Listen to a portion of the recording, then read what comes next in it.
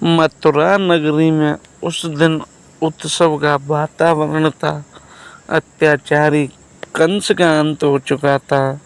वर्षों के भय और अन्याय सह रहे लोग अब राहत की सांस ले रहे थे। भगवान श्री कृष्ण और बलराम सीधे उस कारागार की ओर बढ़े जहाँ उनके माता पिता वासुदेव और देवकी वर्षों से कैद थे। लोहे की जंजीरें टूट गईं, कारागार के द्वार खुल गए। देवकी ने जैसे ही कृष्ण को देखा, उनकी आंखों से आंसू निकले। उन्होंने कृष्ण को गले लगा लिया। वर्षों का पिछोड़ जैसे एक पल में समाप्त हो गया। कुछ देर बाद देवकी ने कृष्ण से पूछा, पुत्र तुम तो स्वयं भगवान हो, तुम्हारे लिए कुछ भी असंभव नहीं है, फिर तुमने इतने वर्षों तक कारागार में कष्ट क्यों सहने दिया? यदि तुम चाहते तो जन्म लेते ही कंस का वध कर सकते थे। यह सुनकर श्री कृष्ण मुस्कुराए। उन्होंने कहा, माता, संसार में कर्म के नियम पर चलता है। देवकी ने आचार्य से पूछा, कर्म का नियम? कृष्ण बोले, हाँ माता, प्रत्येक जीव को अपने कर्मों का फल भोगना पड़ता है। यह नियम इतना महान है कि देवता भी इसका सम्मान करते हैं। देवकी ध्यानपूर्वक सुनने लगी।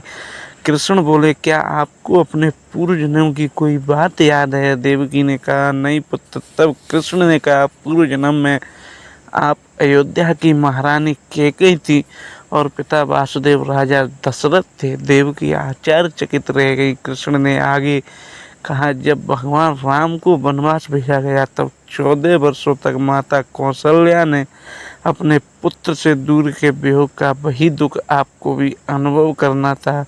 देवकी की आंखें नम हो गईं। कृष्ण बोले, माता, कर्म का फल किसी के पक्षपात नहीं करता। जो बोया जाता है वह किसी न किसी के रूप में लौट कर आता है।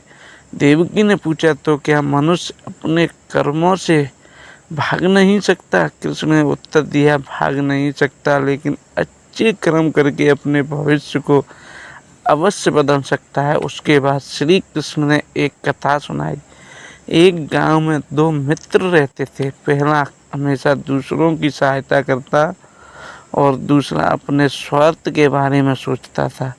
समय बीतता गया। एक दिन गांव में भयंकर सूखा पड़ा। लोग परेशान हो गए। जिस व्यक्ति ने जीवन भर दूसरों की सहायता की थी, उसकी मदद के लिए पूरा गांव खड़ा हो गया, लेकिन स्वार्थी व्यक्ति अकेला रह गया। तब उसे समझ आया कि उसके कर्म ही उसका भविष्य बनाते हैं।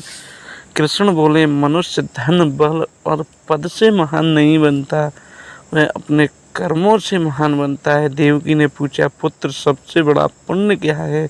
कृष्ण बोले, दया, सेवा, सत्य और भगवान का स्मरण। जो व्यक्ति दूसरों का भला करता है, उसका भला स्वयं भगवान करते हैं। फिर कृष्ण ने कहा, माता, जीवन में सुख दुख दोनों आते हैं। सुख में अहंकार मत करो और दुख में निराश मत हो। दोनों समय भगवान पर विश्वास रखो। देवकी ने हाथ जोड़कर कहा, पुत्र, आज मुझे समझ आ गया कि संसार में कुछ भी बिना कारण नहीं होता। हर घटना के पीछे कर्म का नियम कार्य करता है। कृष्ण मुस्कुराए और बोले, यही जीवन का सबसे बड़ा सत्य है। उस दिन के बाद देवकी ने मन में कोई शिकायत नहीं रही और उन्होंने अपने दुख को भगवान की इच्छा और कर्म के नियम का परिणाम मानकर स्वीकार कर लिया और उनका मन अशांति